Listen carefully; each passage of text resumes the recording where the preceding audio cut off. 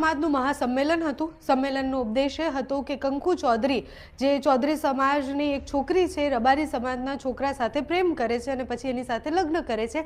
એને પાછળ એક નાનો 1 વર્ષનો દીકરો છે। મારા પતિએ મને ભગાડીને લગ્ન કર્યા છે પણ જબરજસ્તી લગ્ન નથી। આજે સંમેલન થયું અને સંમેલનથી એવા દ્રશ્ય સામે આવ્યા જે ખબર પડે કે રબારી સમાજ અને ચૌધરી સમાજ આમને સામને આવ્યું છે।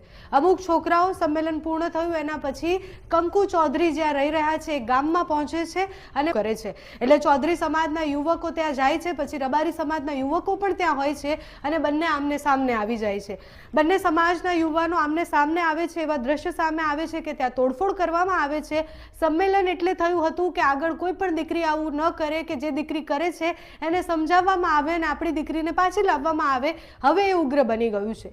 કિંજલ રબારીનો કેસ જ્યારથી આવ્યો ત્યારથી એવા અણસાર દેખાતા હતા કે આવે છે એ જે ગામમાં ચૌધરી સમાજના યુવાનો પહોંચે છે ત્યાં તોડફોડ કરે છે। હવે આગળ વિવાદ કઈ તરફ જાય છે, સમાધાન થાય છે કે કેમ એ જોવાનું રહ્યું।